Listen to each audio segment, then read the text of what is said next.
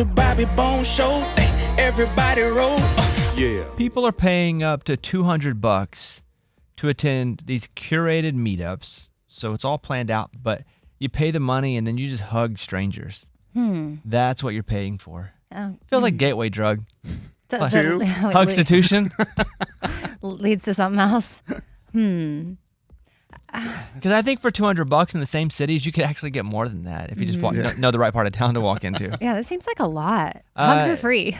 Well, no, not unless you ask way. for them. You can't just randomly hug people. Oh, You can once, but yeah, but you have nobody to hug. I think that's the point here. That's so sad. Unless it's just like it's their thing.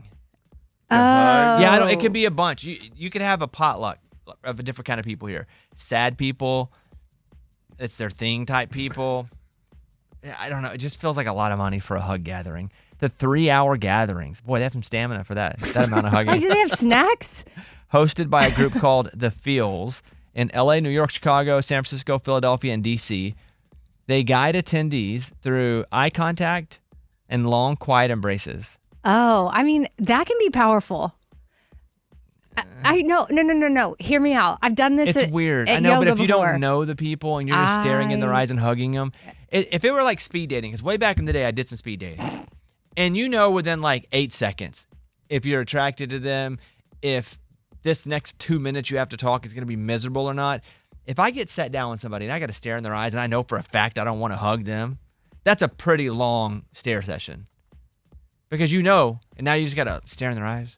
Are they trying to hook up? I don't know, dude. Some. Right. I just went to their website and it says, first thing, we believe being open to love is one of the bravest things you can do. Sounds like what OnlyFans says, too. The goal isn't necessarily dating, they say, which means it can be and probably is, but building emotional openness and relearning how to connect without the usual dating app burnout. It's a pricey ticket to vulnerability and human warmth. But in this economy, even hugs come with a cover charge. Oh, yeah. This is definitely, If people want to do it. Yeah. Vice.com. It's for sure people want to do it. I mean, I like hugs. Not like this. Eddie, are you now speaking code too? It does feel like a code. People's Sexiest Man Alive, they announced who it is. And do you know who it is, by the way? I don't. I know country's sexiest man. Yeah, no. So the real one, which everybody kind of fights for, some people turn down because they don't want it. Before I tell you who it is, take a shot. Take a guess. Timothy Chalamet. It's a good guess. Who would you think it is? Momoa. Okay, so we know both your types. Yeah. I like That's what we hear dudes. from that. Yeah, we know both your types. Jonathan Bailey. Don't know him. Now, this also shows you how fractured fame is now. He is very famous, and we don't know him, and it doesn't mean he's any less famous. Morgan knows him. Yeah, I do. He's in Wicked. That's where most people, but I was introduced to him in Bridgerton. So, very famous, massive actor.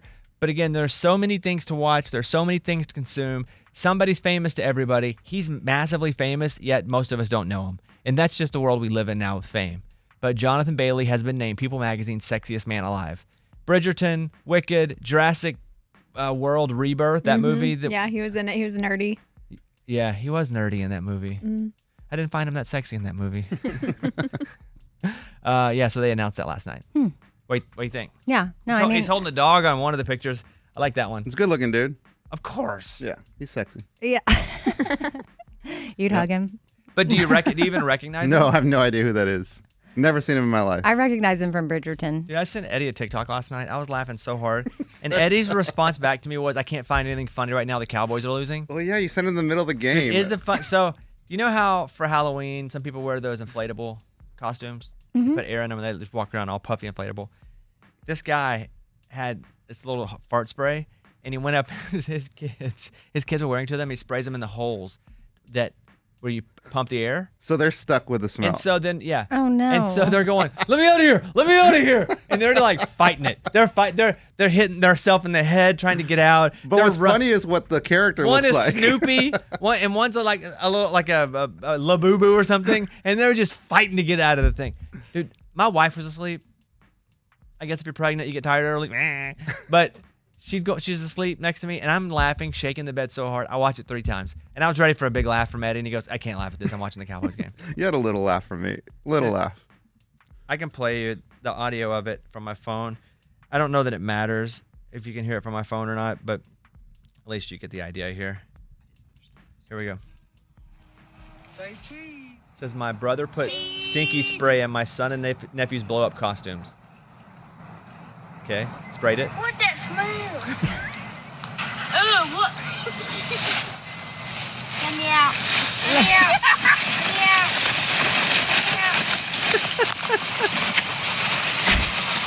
They're trying to get out of the costume. They're so trapped They in went there. out. Yeah. I couldn't stop laughing all night. The whole bed felt like an earthquake. It's cute when he That's goes, funny. "What that smell?" What the smell? And they cannot get out Let of me it. out. Let me out. You know this song from back in the day, Jimmy Eat World, The Middle? It just takes some time, little girl in a little outdoor. It's a jam. We play it on the dance party sometimes. This is the version that Caitlin Butts did. It's a cover. This is The Middle, Bobby Bones Show. Hope you like it.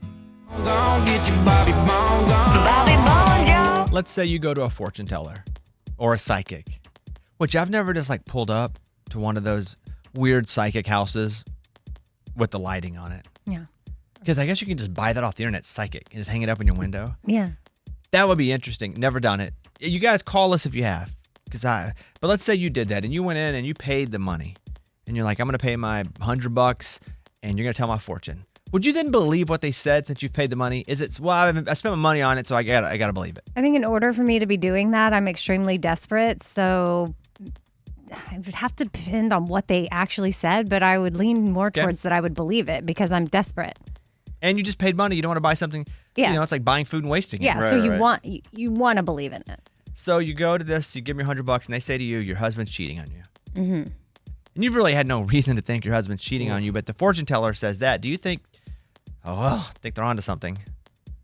I mean, I guess I'm going to have to. Well, that's what happened here, Okay. and it got ugly. Oh, no. Was he? No. Oh, good. Okay, No, okay, he okay. wasn't. So what happened? So she goes to a fortune teller, pays about $70. This is online. And she says, hey, they call the fortune teller the master.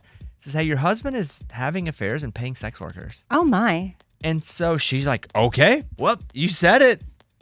Must be true. So she started like harassing her husband. Like, I know you're cheating on me. And he's like, I haven't been cheating on you at all. She's like, I know you have. And he's like, how do you know this? She's like, I can't tell you. She didn't want to say it was a fortune teller that told her. She's like, I have evidence. No, you don't. There is no chance. I haven't been. So finally, she became so unbearable, he just bailed. He's like, I can't live with somebody who does this. Yeah, I mean, that makes sense.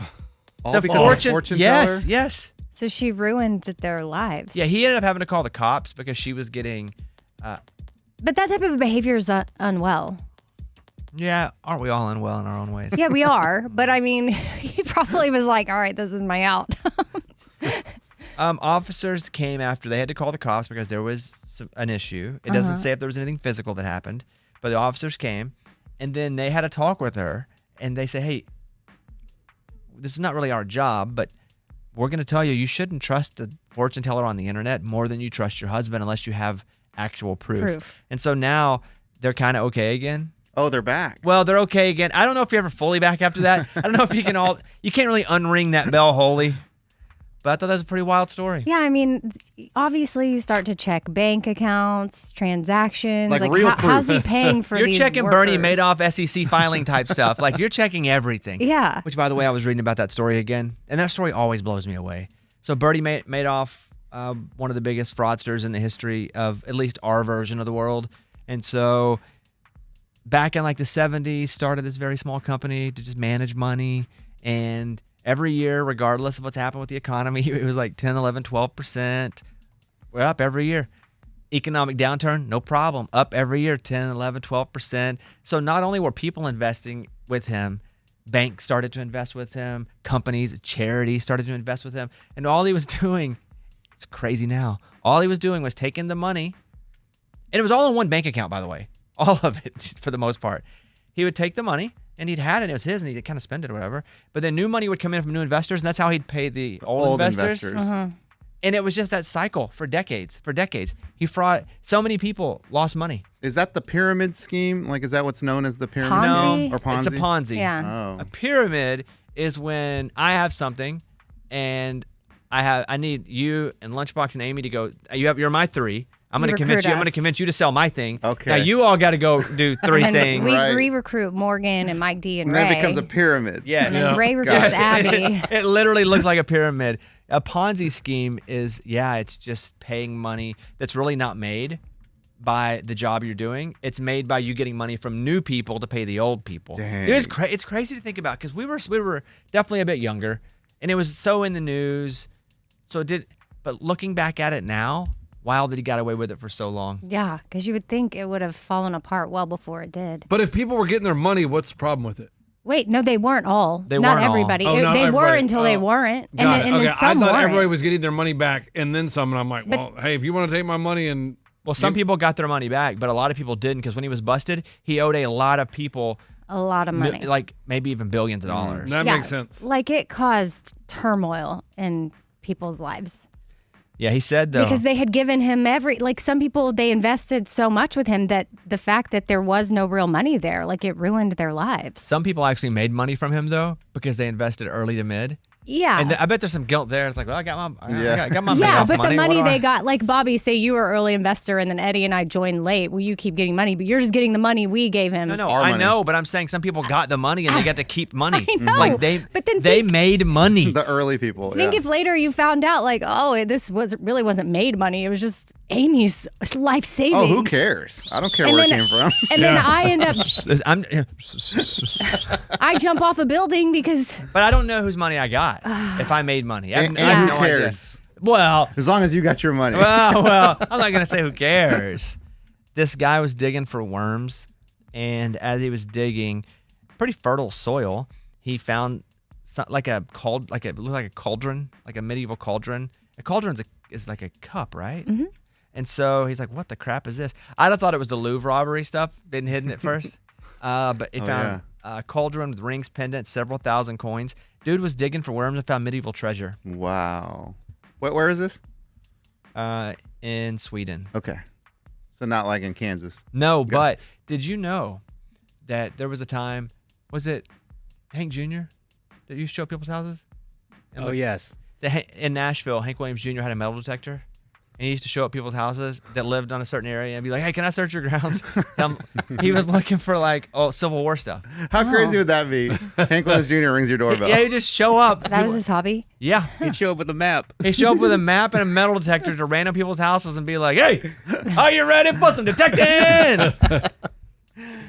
That'd be a pretty wild Nashville story. But yeah, this dude found all this medieval treasure while digging for worms. Why were you reading about Bernie Madoff again? Just because? I don't know. Sorry, I just thought of that. Little Algorithm. bedtime reading. Algorithm. Yeah. Yeah. So then if it pops up and there's like a single slide that I'm interested in, I'll just go deep diving in it again. So I just went mid diving in that one. But Kevin Bacon lost a lot of money. That's one of the people I remember. In Bernie. Bernie Madoff. Bernie Madoff, yeah. Oh, wow. Like charities lost a lot of money. Mostly I just remember Kevin Bacon. Of course. Call us if you want. 877-77 Bobby. That's our phone number.